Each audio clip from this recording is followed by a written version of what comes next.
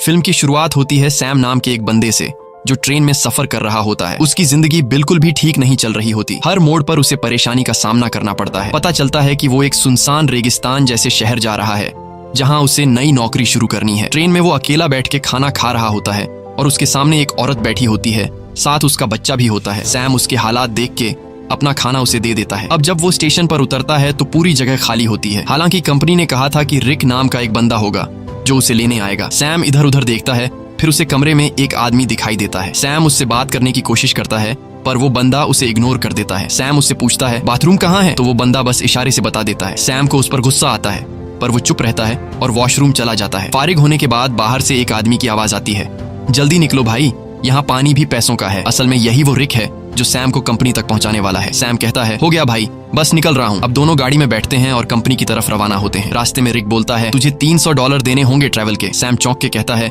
यार कंपनी ने तो कहा था $200। रिक गुस्से में कहता है अगर 300 दे सकता है तो ठीक, नहीं तो उतर जा। सैम सोचता है कि कोई दूसरा रास्ता तो है नहीं, तो वो मान जाता है। थोड़ी देर बाद गर्मी बहुत ज्यादा हो जाती है। सैम एसी ऑन करने की कोशिश करता है। रिक तुरंत गुस्से में कहता है हाथ मत लगाना एसी को वरना इंजन बैठ जाएगा। अचानक गाड़ी का टायर पंक्चर हो जाता है। रिक खुद कुछ नहीं करता और सैम से कहता है चल टायर तू बदल। सैम मजबूरी में टायर बदलने लगता है। इसी दौरान वो देखता है कि एक कुत्ता दूसरे कुत्ते को मार रहा होता है। ये देखकर सैम बहुत ज्यादा डर जाता है। रिक आता है और कहता है ओ भाई कांप क्यों रहा है, ये होता रहता है। फिर वो जख्मी कुत्ते को खुद मार देता है ताकि उसे और तकलीफ ना हो। सैम बड़ी मुश्किल से टायर बदलता है, फिर दोनों वापस गाड़ी में बैठते हैं। रात को फ्यूल भरने के लिए गाड़ी रोकते हैं और वहीं रात गुजारने का प्लान बनाते हैं। दोनों लकड़ियां जमा करते हैं, आग जलाते हैं। रिक पूछता है तू इतनी दूर कंपनी क्यों जा रहा है। सैम कहता है यार जिंदगी बहुत मुश्किल चल रही है, मैं चाहता हूँ किसी का मोहताज न बनूं और मुझे यकीन है कि उस कंपनी में मुझे कोई अच्छी जॉब मिल जाएगी। रिक कहता है तू एक अच्छा इंसान है, लेकिन जिस जगह तू जा रहा है ना वहाँ सब खून चूस लेते हैं, सीधा बंदा वहाँ बचता नहीं। सैम कहता है चलो देखते हैं क्या होता है। अगले दिन फिर सफर शुरू होता है। अब सैम ड्राइव कर रहा होता है। रिक सो जाता है। गर्मी ज्यादा होने की वजह से सैम चुपके से एसी ऑन कर देता है। थोड़ी देर बाद इंजन बैठ जाता है। रिक जाग जाता है और सैम पर गुस्सा हो जाता है। ओ भाई मैंने तुझे कहा था ना एसी को मत छेड़। वो गुस्से से गाड़ी से बाहर निकल जाता है। सैम भी उतरता है और रिक से माफी मांगता है। रिक को और गुस्सा चढ़ जाता है, बोलता है चुप कर, तेरी आवाज ना सुनूं। इसके बाद सैम पेशाब करने जाता है। थोड़ा दूर जाकर वो एक चमकता हुआ पत्थर देखता है। करीब जाकर जब वो गौर से देखता है तो पता चलता है कि ये तो खालिस सोना है। वो फौरन रिक को बुलाता है, ओए इधर आ, चेक कर, कहीं मैं सपना तो नहीं देख रहा। रिक जैसे ही देखता है शॉक हो जाता है। वो लाइटर निकालता है, आग जलाकर चट्टान पर रखता है, बोलता है अगर काला हुआ तो नॉर्मल पत्थर वरना खालिस सोना। चट्टान जैसी की तैसी रहती है, मतलब सोना कंफर्म। अब दोनों सामान निकालते हैं, गड्ढा खोदने लगते हैं ताकि सोना निकाल सके। पूरी ताकत लगाते हैं लेकिन चट्टान हिलती भी नहीं। रिक रस्सी की मदद से सोने को गाड़ी से बांधने की कोशिश करता है ताकि खींच सके, लेकिन रस्सी टूट जाती है क्योंकि सोना भारी होता है। इसके बाद दोनों लगे रहते हैं, सारा दिन खुदाई करते हैं। अब सूरज डूबने लगता है। रिक कहता है जल्दी से लकड़ियां जमा कर क्योंकि जंगली कुत्ते आसपास घूम रहे हैं, रात को हमें काट लेंगे। अगर हम आग जला लें तो वो डर के भाग जाएंगे। दोनों लकड़ियां जमा करते हैं, आग जलाते हैं, खुशी में गाने बजाने और नाचने लगते हैं। रिक सैम को गले लगाकर कहता है तुझे मैं फुल एसी वाली कार दिलाऊंगा। रात को वो लोग बैठकर प्लान बनाते हैं। रिक कहता है ये सोने की चट्टान बहुत बड़ी है, अगर हम महीनों भी खुदाई करते रहें तब भी इसे नहीं निकाल पाएंगे, इसलिए अब एक आदमी यहाँ चट्टान के पास रहेगा और दूसरा जाकर खुदाई की मशीन लेकर आएगा। सैम कहता है भाई तू जाकर ले आ, मैं चट्टान का ध्यान रखूंगा। रिक कहता है नहीं भाई तू जा, मैं चट्टान के पास बैठूंगा, ये रेगिस्तान है, हर तरफ जंगली जानवर हैं, तू ये बर्दाश्त नहीं कर पाएगा। सैम कहता है कोई बात नहीं, तू मेरी टेंशन मत ले, मैं सरवाइव कर लूंगा, तू वैसे भी चोर है, हो सकता है तू सोना लेकर भाग जाए, तुझ पे कैसे भरोसा करूं। रिक कहता है ठीक है भाई मैं जाता हूँ, तू सोने का ध्यान रखना। अगले दिन वो लोग राशन बांटते हैं। रिक सैम को एक सैटेलाइट फोन देता है ताकि दोनों आपस में कांटेक्ट में रहे। रिक कहता है मेरे एक दोस्त के पास खुदाई की मशीन है, वही लाऊंगा, बस दुआ कर गाड़ी रास्ते में खराब ना हो, मुझे वापस आने में 5 दिन लग सकते हैं। और फिर वह चला जाता है। सैम सोने पर मिट्टी डाल देता है ताकि अगर कोई इधर से गुजरे तो सोने को देख न सके। वो एक छोटा सा टेंट भी लगा लेता है चट्टान के पास और अपना सारा सामान उसके अंदर रख देता है। सूरज डूबने से पहले वो लकड़ियां इकट्ठा करता है ताकि रात को आग जला सके। रात को वो आग जलाकर बैठ जाता है, खाने में से थोड़ा सा खाता है और बाकी रख देता है। अचानक उसे जंगली कुत्तों की आवाजें सुनाई देती हैं और उसे एहसास होता है कि अकेले होने की वजह से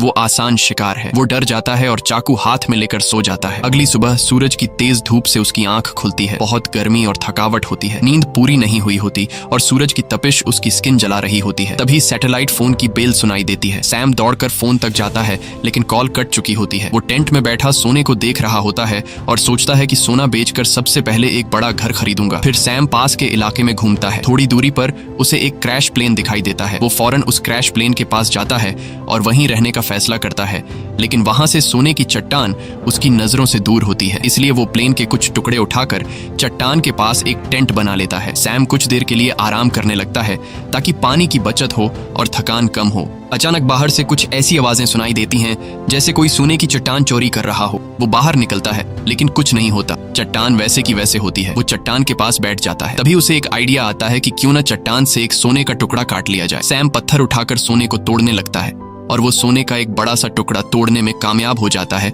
और उस पर से मिट्टी साफ कर अपने पास रख लेता है। इसी दौरान रिक की कॉल आती है। सैम बोलता है, ओ भाई तू है कहाँ? सूरज ने मेरा हाल बुरा कर दिया है। रिक कहता है, यार इंजन खराब हो गया है, थोड़ा लेट हो जाऊंगा। सैम कहता है, जल्दी कर, प्यास से मर जाऊंगा। रिक कहता है, मुझे आने में थोड़े दिन और लगेंगे, और फोन काट देता है। रात को सैम आग के सामने बैठा होता है तो कुत्ते चारों तरफ से आवाजें निकालने लगते हैं। सैम को डर लगता है कि कहीं सब कुत्ते एक साथ हमला न कर दें। वो हाथ में जलती हुई लकड़ी पकड़ लेता है ताकि कुत्ते भाग जाएं। वो रात भर कुत्तों के डर से जागा रहता है। सुबह होती है, वो सोना चाहता है लेकिन सूरज ने उसकी खाल जला दी होती है। दर्द से वो सो नहीं पाता। वो पानी पीने जाता है लेकिन पानी भी बहुत कम बचा होता है। इतने में वो देखता है कि एक सांप उसकी तरफ आ रहा है। वो उसे मारने की कोशिश करता है ताकि खा सके, क्योंकि खाना भी लगभग खत्म हो चुका होता है। लेकिन सांप को मारते वक्त पानी की बोतल गिर जाती है और बस थोड़ा सा पानी बचता है। फिर वो दोबारा प्लेन वाले एरिया में जाता है, उम्मीद करता है कि शायद कुछ खाने पीने को मिल जाए। तभी वो देखता है कि दूर से एक इंसान आ रहा है। वो फौरन अंदर जाकर प्लेन में छुप जाता है, लेकिन वो इंसान प्लेन के पास आ जाता है और सैम को बाहर आने को कहता है। करीब आकर पता चलता है कि वो तो एक लड़की है जो उससे बात करना चाहती है, लेकिन सैम उससे बात करने को तैयार नहीं होता। लड़की पूछती है, तुम यहाँ बैठकर क्या कर रहे हो और यही जगह क्यों चुनी? सैम कुछ नहीं कहता, बस चुप रहता है। थोड़ी देर बाद सैम लड़की से कहता है कि वो इस प्लेन में रह सकती है और खुद वहां से चला जाता है। लड़की कहती है, तुम मुझसे कुछ छुपा रहे हो। वो सैम के पीछे पीछे चलने लगती है और उसके साथ कैंप तक पहुंच जाती है। वो बार बार सैम से पूछती है, तुम यहाँ कैसे पहुंचे? अब सैम घबरा जाता है। वो सोचता है, इससे पहले कि ये सोना देख ले, किसी तरह इसे यहाँ से भगा दूं। सैम लड़की से कहता है, क्यों आई हो मेरे पीछे? यहाँ तुम्हारी कोई जरूरत नहीं है, तुम्हें यहाँ से चले जाना चाहिए। लड़की कहती है, मैं तब तक नहीं जाऊंगी जब तक ये ना पता चल जाए कि तुम मुझे यहाँ से भगाने की कोशिश क्यों कर रहे हो। जरूर तुम मुझसे कोई राज छुपा रहे हो। उसी वक्त उसकी नजर सोने पर पड़ती है। वो कहती है, अच्छा तो ये बात है, पूरे सोने के मालिक बन बैठे हो, ये सारा खजाना अकेले ले जाओगे? अब मेरी बात सुन, मैं तब तक यहाँ से नहीं जाऊंगी जब तक इसमें से मुझे आधा हिस्सा नहीं मिलेगा। सैम को गुस्सा आ जाता है। वो डंडा उठाता है और सीधे उसके सिर पर मारता है। लड़की वहीं मर जाती है। सैम सदमे में आ जाता है। उसे यकीन नहीं होता कि उसने लालच में आकर किसी को मार डाला। फिर खुद को संभालता है, उसकी सारी कीमती चीजें उठाता है, एक गड्ढा खोदता है और उसकी लाश को दफन कर देता है। कुछ देर बाद वो देखता है कि एक कुत्ता आकर उस गड्ढे से लाश निकालने की कोशिश कर रहा है। सैम भाग कर आता है, कुत्ते को हटाता है, लाश बाहर निकालता है और आग लगा के बॉडी को जला देता है। अगले दिन उसकी आंख फोन की घंटी से खुलती है। सैम रिक से कहता है, ओ भाई तू कहाँ है? भूख से मेरी जान निकल रही है, अगर तू जल्दी नहीं आया तो मैं भूख और प्यास से मर जाऊंगा। रिक कहता है, सॉरी यार, मुझे पता है तू बहुत तकलीफ में है, मैं जल्दी आ रहा हूँ, बस ये जो खुदाई वाली मशीन है बहुत स्लो है, थोड़ा टाइम और लगेगा। सैम परेशान हो जाता है। भूख प्यास से उसकी हालत खराब है, ऊपर से डर कि कोई जंगली जानवर हमला न कर दे। कुछ देर बाद वो देखता है कि एक गाड़ी सड़क से जा रही है। वो सोचता है, क्यों ना सोने का एक टुकड़ा लेकर यहाँ से निकल जाऊं, लेकिन ज्यादा सोने की लालच ने उसे रोक लिया। वो चाहता तो सोने का एक टुकड़ा लेकर जा सकता था जिससे उसकी जिंदगी बदल सकती थी, लेकिन ज्यादा की चाह ने उसे यहीं रुकवा दिया। सैम शाम से पहले रात के लिए लकड़ियां इकट्ठा करता है, लेकिन अचानक एक बहुत तेज रेतीला तूफान आता है। वो टेंट की तरफ भागता है,